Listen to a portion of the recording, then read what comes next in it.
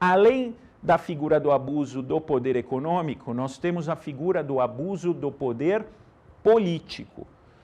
E nesses tempos de pandemia, eu tenho falado no direito eleitoral da Covid-19. Existem vereadores que estão doando o seu salário em cestas básicas. Isso é interessante sob o ponto de vista social. O problema é que eles estão fazendo esse tipo de doação de forma amplamente divulgada. Eles divulgam nas suas redes sociais, eles divulgam, às vezes, até em matérias de jornal, matérias de rádio, matérias de televisão.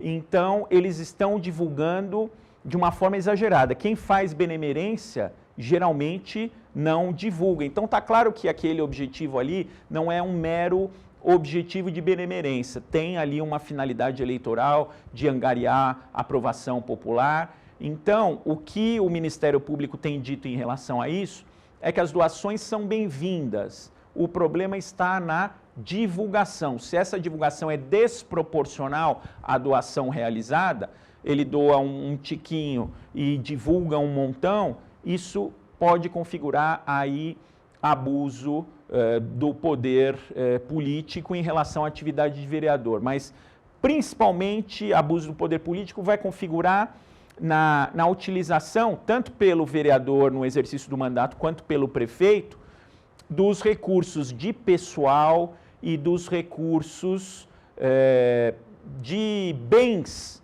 da prefeitura ou da Câmara Municipal. Tem vereador que usa o carro para fazer a pré-campanha e fazer a campanha eleitoral. A atividade de vereador é uma e a atividade do pré-candidato é outra. A atividade de vereador é uma e a atividade do candidato é outra. Então, aquele carro da Câmara Municipal, ele não pode ser utilizado na campanha. Aquele carro da Câmara Municipal é estritamente para o serviço da Câmara, serviço legislativo. Terminou o trabalho legislativo, vai começar a fazer campanha, troca de veículo. Os assessores também, que são da Câmara, remunerados pela Câmara, eles vão poder fazer pré-campanha e campanha eleitoral fora do horário de expediente regular. Se usa veículo da Câmara para fazer pré-campanha e campanha eleitoral, se usa funcionário da Câmara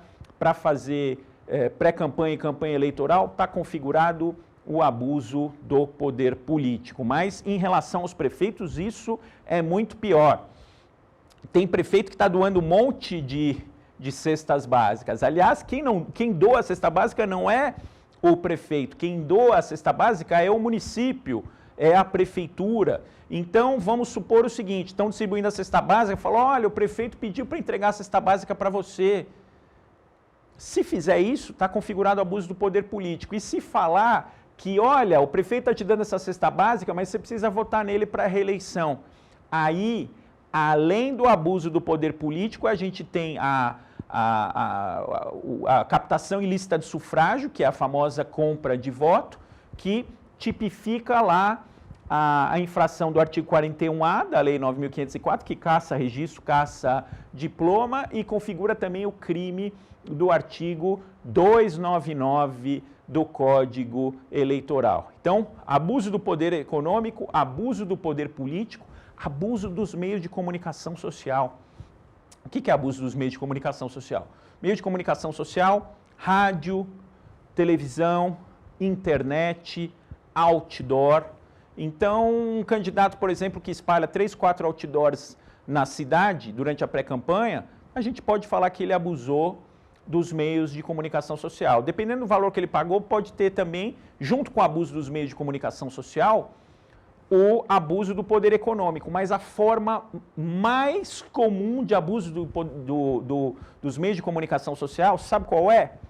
Utilização de jornais. Vários candidatos e pré-candidatos foram caçados por utilizarem aí jornais de forma indevida nas suas pré-campanhas e campanhas. O que a gente tem visto?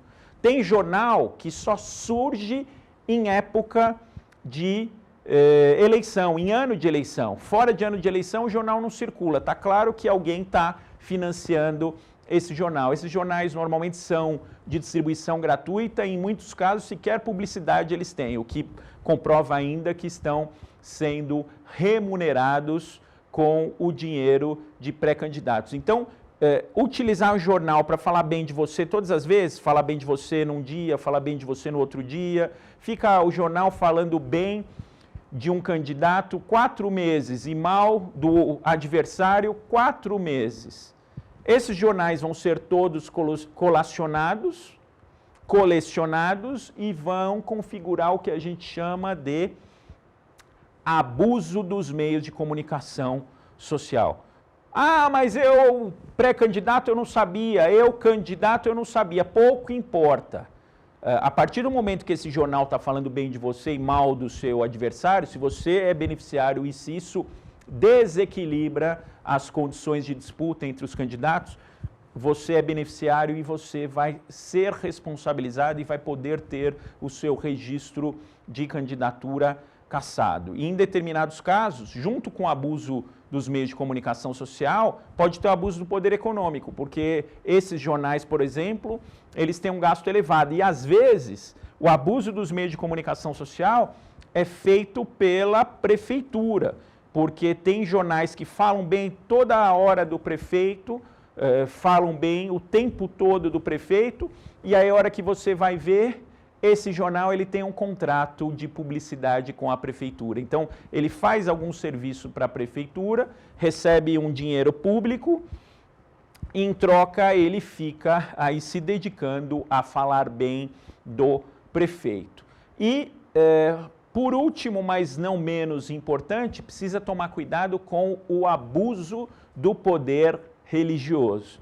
Aí perguntam para mim, mas peraí, o padre pode ser candidato? Pode. O pastor pode ser candidato? Pode. O que ele não pode é confundir a atividade dele na igreja, no templo religioso, com campanha. Ele tem que distinguir a atividade religiosa da atividade da campanha. Se ele começar a fazer campanha para si ou para outras pessoas dentro da igreja, está configurada a conduta do abuso do poder religioso. O que é o abuso do poder religioso? É usar a estrutura da igreja, principalmente os sacerdotes da igreja, para pedir voto. Isso é capaz de desequilibrar a disputa. E fica configurado também o abuso do poder religioso, já tem decisões nesse sentido do Tribunal Superior Eleitoral, quando o líder religioso diz o seguinte: ou você vota naquele candidato, ou você vai para o inferno. Aí vocês podem falar para mim, peraí, não acontece isso, acontece, já aconteceu. Falar, ou você vota no meu pré-candidato, ou você vai para o inferno. Tem gente que não acredita, eu, por exemplo, não acredito. Eu ia retrucar, eu ia falar assim, ó, para o inferno vai você que está usando o nome de Deus para eleger alguém. Mas tem gente que acredita, é aquele temor religioso. Então, o Tribunal Superior Eleitoral já considerou isso abuso do poder religioso. Esse medo acaba desencadeando, obrigando a pessoa a votar, e isso acaba sendo até uma coação irresistível. Bom, falamos dessas figuras do abuso. É interessante a gente falar dessa questão de outdoor, porque tem já pré-candidato que está fazendo outdoor. Aliás, a primeira representação eleitoral que eu fiz para as eleições de 2020 foi justamente um caso de pré-candidato utilizando outdoor. Aqui tem um outdoor que diz o seguinte, tem a foto grande do prefeito, né? Aí coloca, parabéns prefeito, um ano de trabalho, um futuro de conquistas, uma homenagem dos amigos de Luciano Agra. Bom, isso é propaganda antecipada? Não, não temos o pedido direto de voto aqui. Agora, espalhar esses outdoors pela cidade. Às vezes o outdoor por exemplo, esse outdoor que eu entrei com a representação era a pré-candidata ensinando a colocar a máscara. Tem pré-campanha na colocação de máscara? Tem pedido direto de voto? Não tem pedido direto de voto. Aí poderiam falar, não, é normal na pré-campanha, só que a jurisprudência, as decisões do Tribunal Superior Eleitoral dizem o seguinte: aquilo que não pode ser feito durante a campanha eleitoral também não pode ser feito na pré-campanha. Outdoor é proibido na campanha eleitoral, então também é proibido na pré-campanha. E aqui eu tenho um precedente do Tribunal Superior Eleitoral que diz justamente que outdoor está proibido na pré-campanha, mesmo que não tenha o pedido direto de voto, porque ele dá uma visualização muito grande e potencializa a imagem do pré-candidato. Uma coisa interessante, aqui está falando o seguinte, uma homenagem dos amigos de Luciano Agra. Muitas estratégias ilícitas da pré-campanha são atribuídas aos amigos. E aí tem adesivo, por exemplo, assim, sou amigo do Arthur Rolo, pré-candidato a prefeito. Tem o pedido direto de voto? Não. Agora, este adesivo, veiculado em uma quantidade muito grande, com uma exposição muito grande na cidade, se ele estiver em vários carros, ele pode ensejar o que a gente chama de aplicação do poder de polícia. Significa o seguinte, o juiz vai mandar o candidato beneficiário tirar dos carros esse adesivo, ainda que não tenha o pedido direto de voto. Para quê? Para não desequilibrar a disputa. Agora, se for uma quantidade de adesivos pequena, 30 adesivos, 40 adesivos, ok, mas tem gente que exagera, tem gente que acaba fazendo lá 10 mil adesivos, e aí já começa a ir para aquele lado que a gente conversou do abuso do poder econômico. Então, precisa tomar cuidado, não adianta falar, foi o meu amigo que fez, por exemplo. Tem pré-candidatos agora fazendo suas lives e aí colocam amigos para entrar na live e falar, nesse eu vou votar, esse é gente boa, esse vale a pena, é com esse que eu vou, é nesse que eu voto. Normalmente, nessas lives, ainda mais em tempos de pandemia, que está todo mundo estressado, normalmente nessas lives tem gente que elogia e tem gente que xinga. Se tiver gente elogiando e tiver gente xingando, tudo bem. Se for mais ou menos proporcional, tudo bem. Agora, se só tiver gente elogiando e pedindo voto, as pessoas que estão pedindo voto ali podem ser responsabilizadas.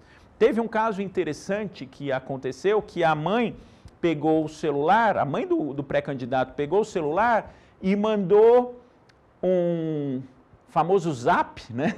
Mandou um WhatsApp, pedindo voto para as amigas da igreja. Não teve uma inimiga da igreja, né? Porque se fosse amiga não faria isso, né? Não teve uma inimiga da igreja que chegou e mandou para o Ministério Público e a mãe do pré-candidato foi processada, porque ela estava pedindo voto, mas ela estava pedindo num grupo da igreja, tinha lá 40 senhoras no máximo, não tinha mais do que isso.